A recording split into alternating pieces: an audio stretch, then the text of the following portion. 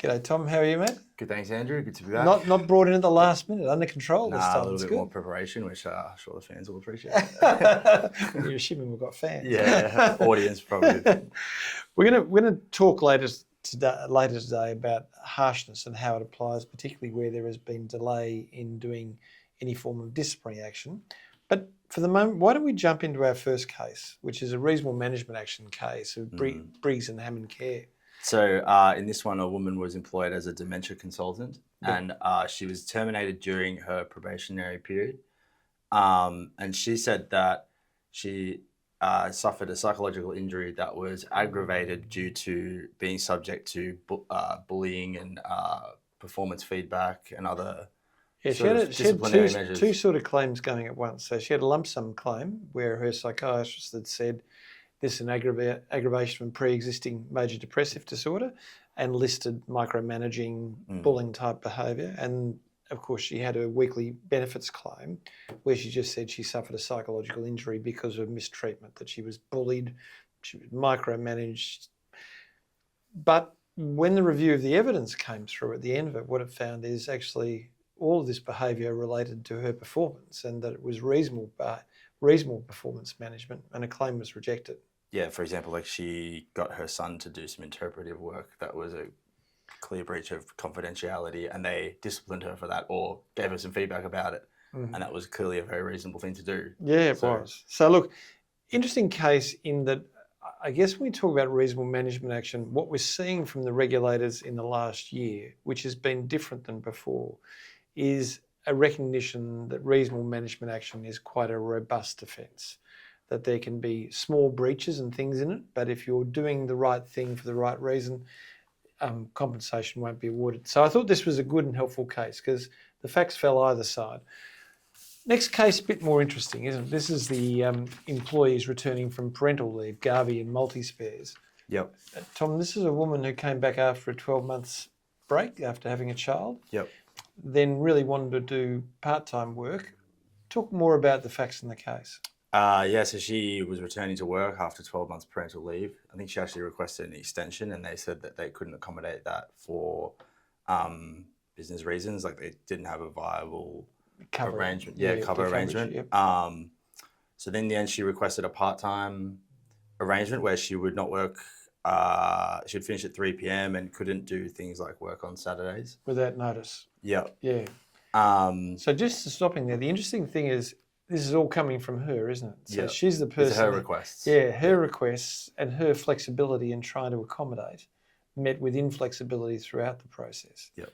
What did they do as a result of that? Well, in the end, they terminated her on the basis that she had abandoned her contract or the original arrangements. Can we just have a giggle about this at this stage? Yeah. When you abandon employment, you're uncontactable. So the concept of abandonment is that you desert your employment, that there is no communication between you. Yeah. So whoever contrived this idea that it would be a cunning plan wasn't the sharpest tool in the shed, because it had to fail because just the communication was occurring. And she hadn't done anything that was repudiatory in any event. So this was an argument about a jurisdictional argument as to whether termination was at the behest of the employer or the employee. Abandonment of employment would be the employee terminated it. Yep. If it was repudiation, accepted repudiations, it would be the employee terminated. Therefore, there'd be no jurisdictions for a general protections claim. And so the contrived nature of saying it was abandonment was designed to avoid an obvious general protections claim that was running. I don't know if that's 100% true, but I can't think of any other reason for using such a cranky idea as abandonment, which they knew would fall over at the first hurdle. Yep. And not surprisingly, it did. So I think... Trying to pull the wool. Oh, yeah, I think it's trying to pull the wool, and it always backfires. All right, why don't we go on to the full bench decision, which is the BHP decision around labour hire.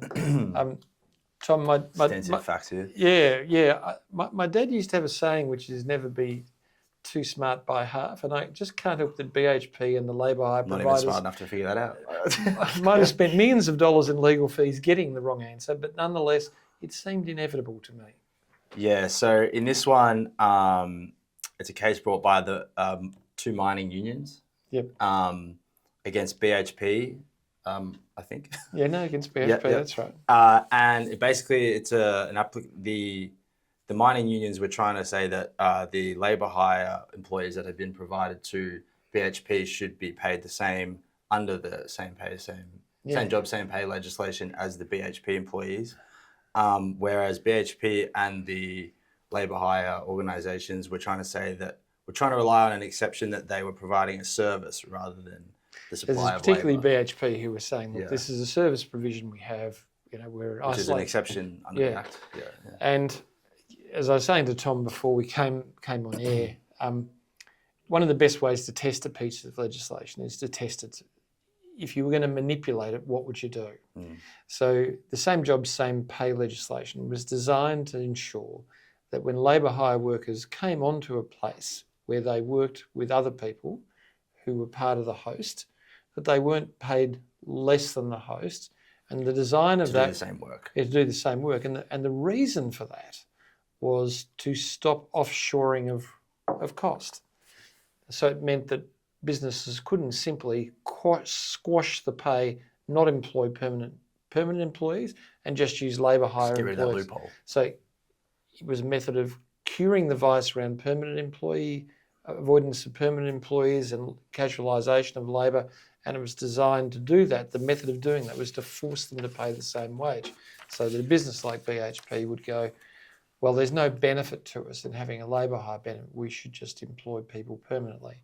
Now, BHP, like a lot of other organisations, had their own service providing business that did the same thing as the labour hire providers. And the labour hire providers also argued, well, we've got an enterprise agreement for our labour hire employees.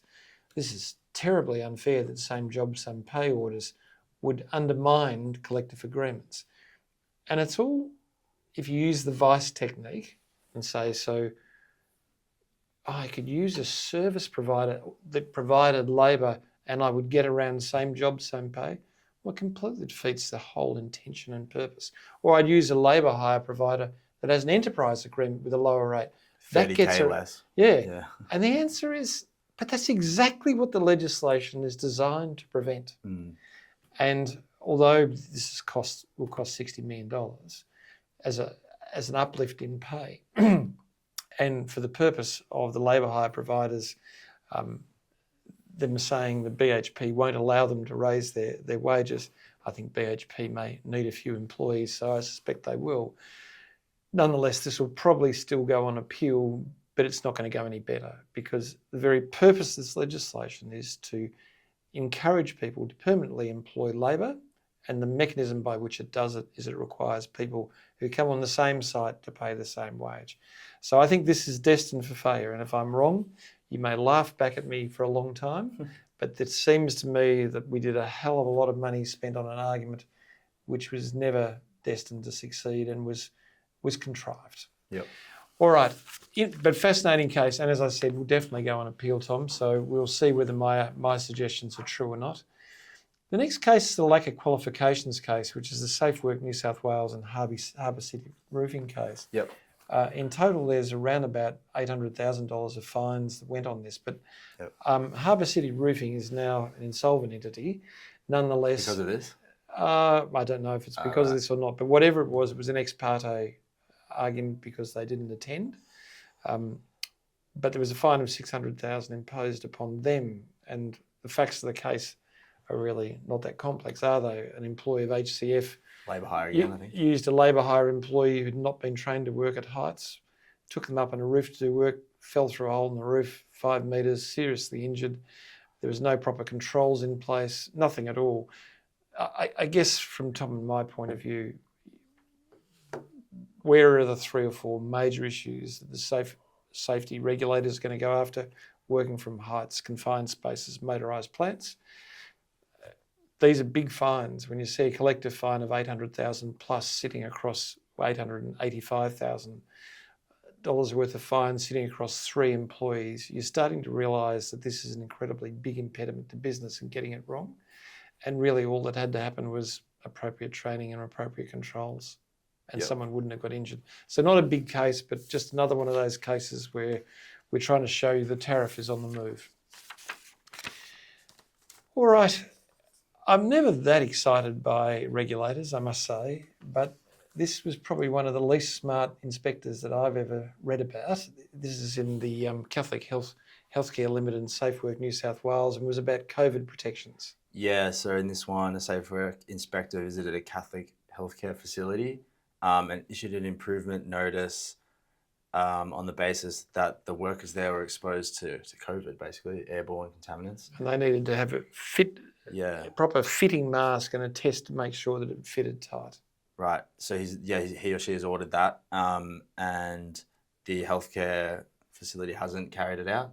Is that correct? No, what they've done is they appealed it internally and failed. So they appealed it to the Right. Industrial Relations Commission. No, it's not. It's okay, Tom. I wouldn't worry about that part of it, because in a way this is sort of such abject nonsense. They provided over 100 pages of their process for controlling this very risk, which the inspector said was irrelevant. It beggars belief that someone who would show that the method in which controlling COVID in a workplace environment, which is so many different controls play a part, ignores 100 pages of documentation that show how they do it. And that, yes, this is one method that works in an environment.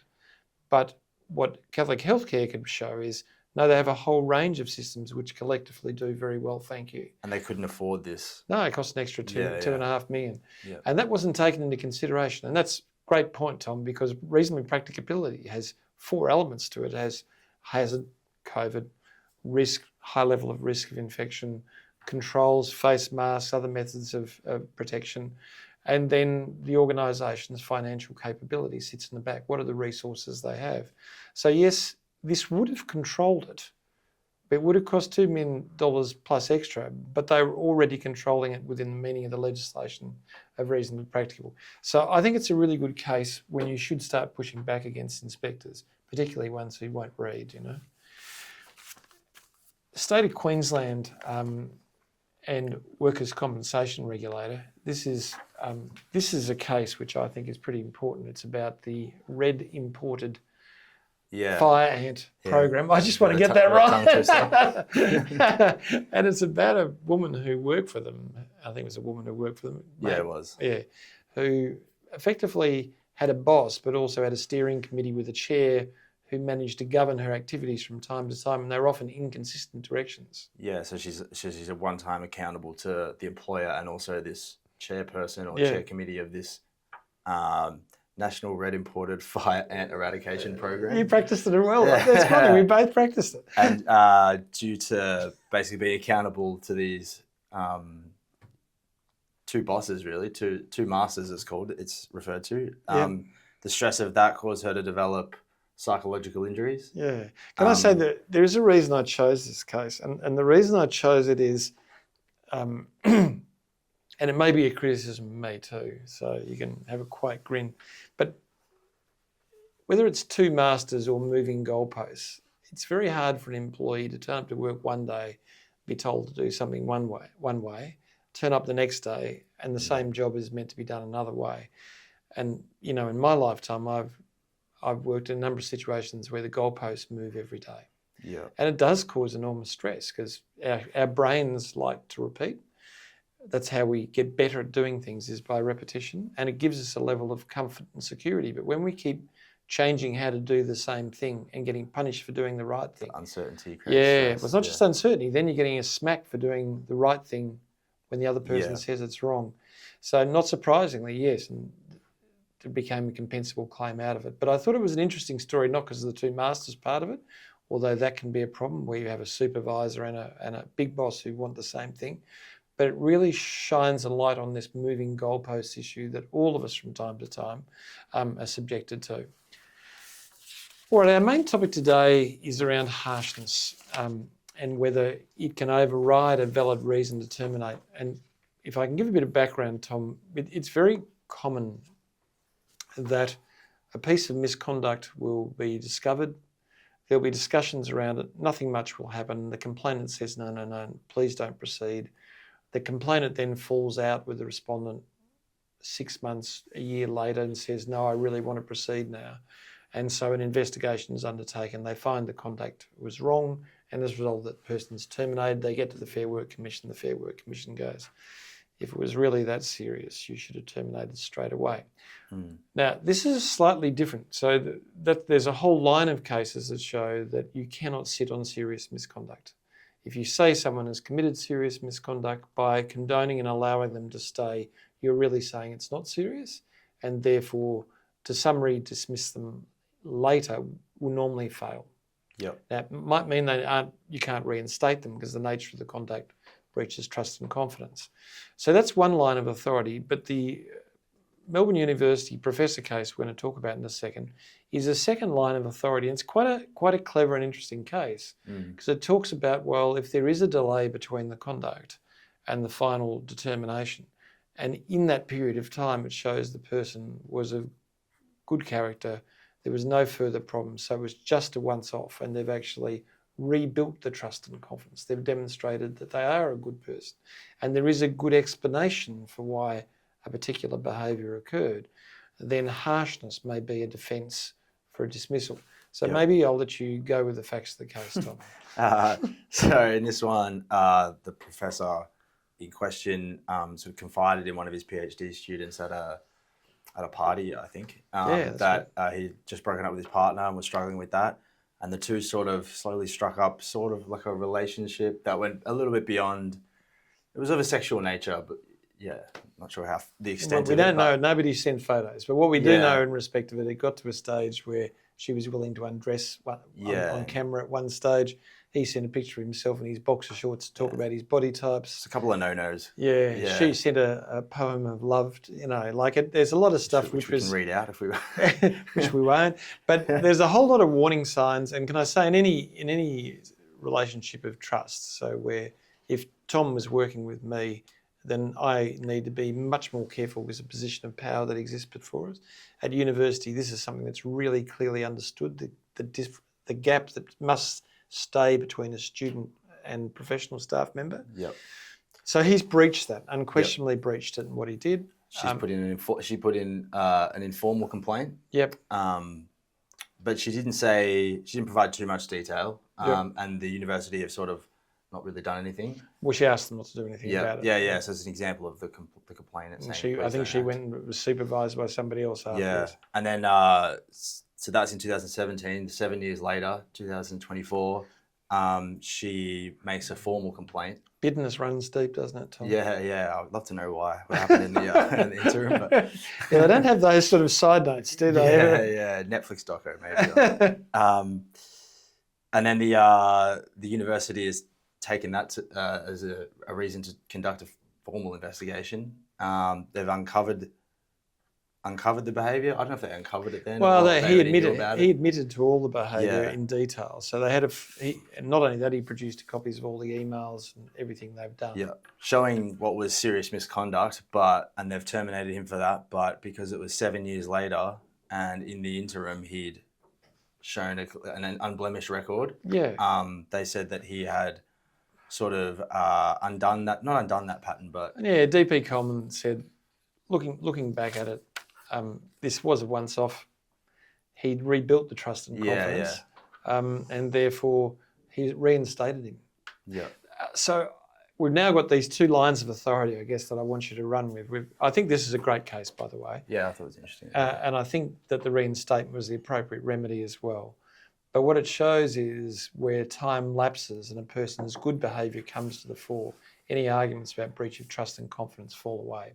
So you're going to get reinstatement. With the other line, as we've talked about, sitting on your hands in relation to serious misconduct fails because you can no longer say it's so serious that there's an imminent risk.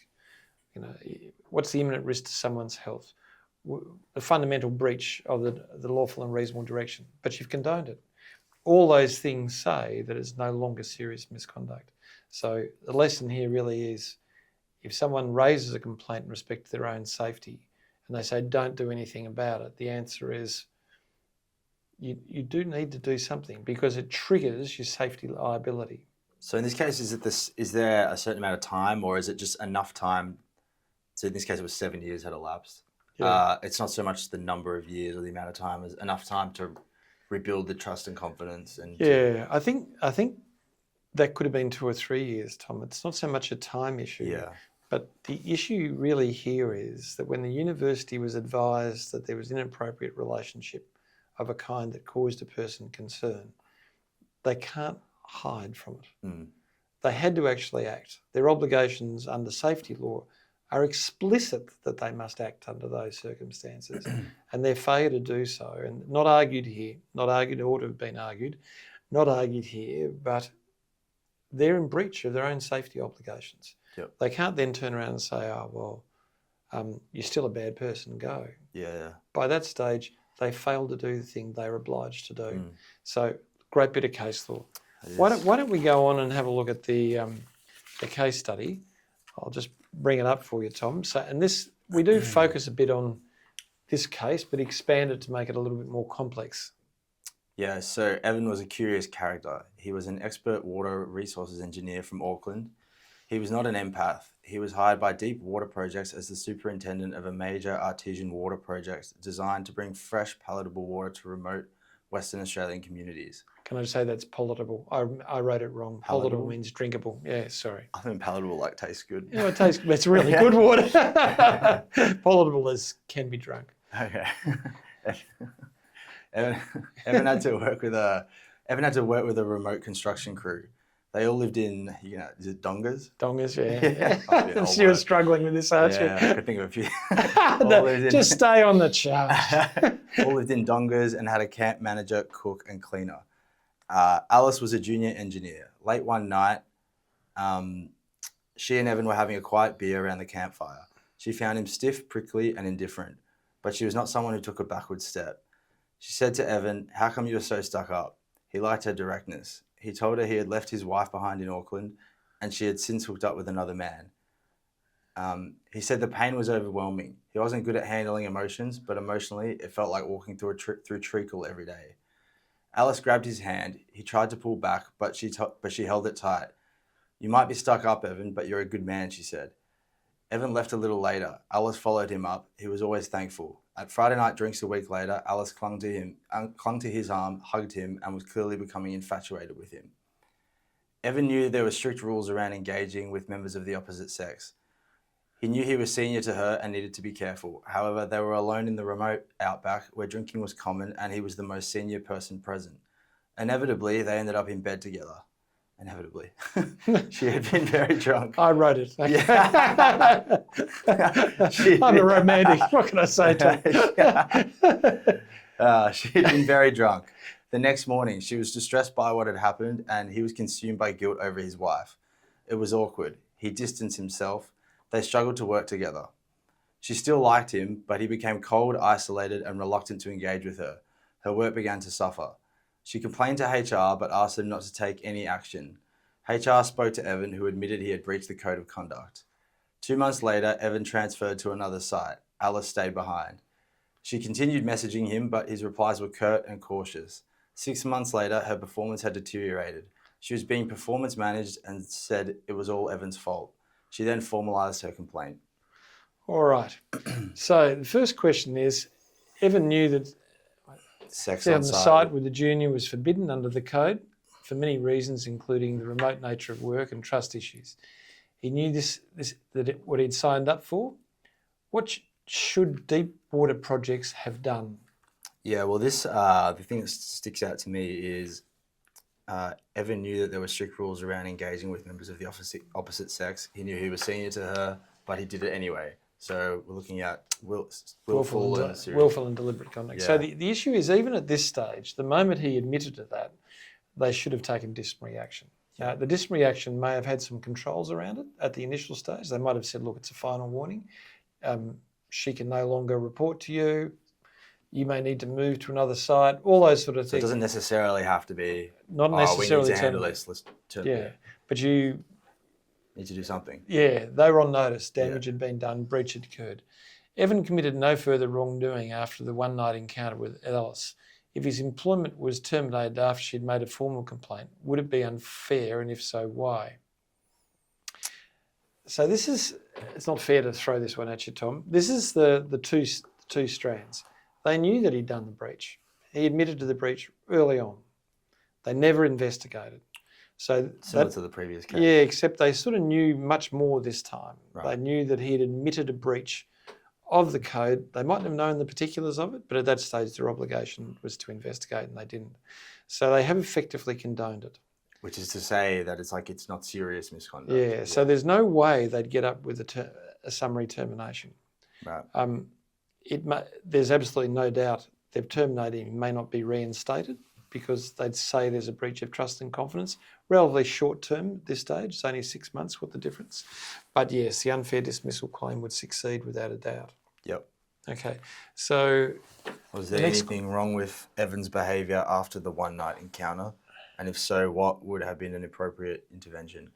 So for me, this one is after the encounter, he's become awkward and withdrawn, and is he's damaged. He's created a number of psychological hazards around her by isolating her. That's right. Yeah, treating her differently. Yeah. So he really needed to step up at this time and say to his boss, "This has happened.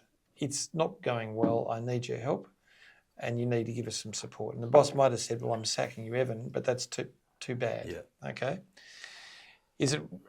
I thought this was a bit of fun because in America they have things called love contracts. Okay, so particularly in professional. What is that? So in a professional services business, if you and your partner joined up, or if you were in the firm and you formed into a romantic relationship with someone else, you'd have to disclose the organisation. You would? Yeah, you'd have to. And this is what's called a love contract, which means that you must disclose. And the reason for that is in professional services relationships, your goodwill, if the relationship breaks up, what happens to the goodwill that is held by each person? So there are often rules which say you cannot form a relationship with people within this group of people. They're called love contracts. So can you do that? Well, as a matter of law, particularly, you can say where there is a compelling argument, like living in a remote place, that you must not have relationships with people that you're there with. And is that because I was reading this trying to think of why that would be the case, and is that because there's only a few of them out there in this remote area, it's important that they maintain rapport and support each other? Because if you allow relationships to occur, the reporting cycle sort of shattered. So if there's three of us in the room and Toy and I are in a partnership. And I'm feeling it right now. Yeah, you're doing it right now. It means I'm going to treat her a lot better than you, partly because I'm frightened, but it means that you get different types of treatment and there's no escape from it because you live in a tiny community. Yeah. So there is a good reason for it and it can be done. So I thought that's an interesting part just to look at when people say, oh, you can't tell people no. Well, part of the employment relationship you can. Yep. All right, guys, thanks very much. Does it have to be reasonable? Yeah, it has to be reasonable. Yeah, It can't be unreasonable. You have to back it up. Yeah. All right, there you go, guys. Next week. Thanks very much. No worries. Thumbs up. Cheers.